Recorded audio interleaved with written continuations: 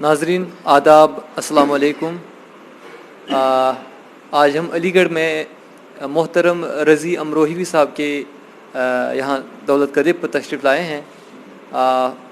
انہوں نے بھی اپنا کلام سنایا جس سے ہم محظوظ ہوئے بھرپور انداز میں۔ آج یہاں پر اور بھی کئی معزز اور محترم شخصیتیں ہیں۔ ہمارے درمیان سید بصیر الحسن وفا نقوی صاحب ہیں اور ان کے ایک ہونہار شاگرد ذوالفقار خان صاحب ہیں، اور یہاں پر انجینئر عادل فراز صاحب بہت ہی اچھے مضمون نگار ہیں، محقق نقاد ہیں، اور ایک نوجوان شاعر عبدالحفیظ خان صاحب یہاں ہمارے درمیان تشریف رکھتے ہیں۔ آپ انجمن محبان اردو کے روح رواں ہیں۔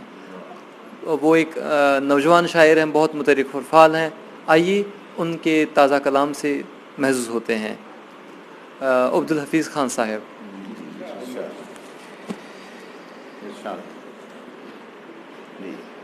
غزل کا مطلع ہے مقدس سامعین کے مقدس موتوں کے حوالے۔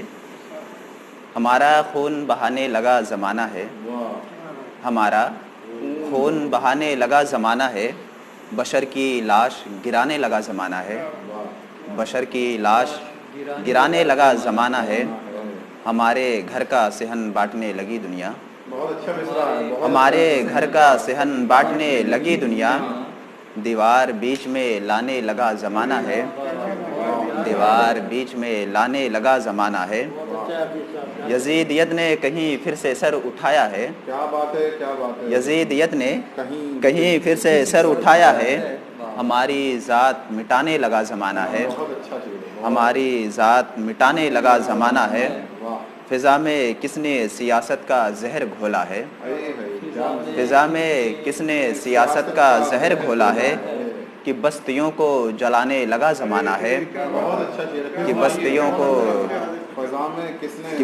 کو جلانے لگا زمانہ ہے، فضا میں کس نے سیاست کا زہر گھولا ہے، فضا میں کس نے سیاست کا زہر گھولا ہے، کہ بستیوں کو جلانے لگا زمانہ ہے، کہ بستیوں کو جلانے لگا زمانہ ہے، یہاں پہ ہر کوئی سورج کا ساتھ دیتا ہے، یہاں پہ ہر کوئی سورج کا ساتھ دیتا ہے، زمیں کو آج جلانے لگا زمانہ ہے، زمیں کو آج جلانے لگا زمانہ ہے۔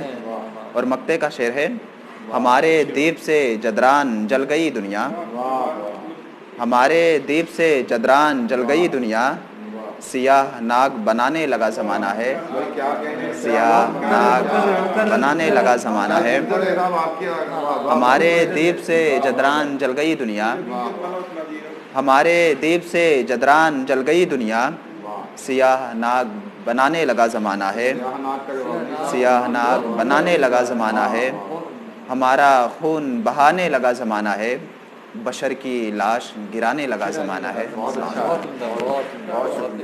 شکریہ، بہت شکریہ۔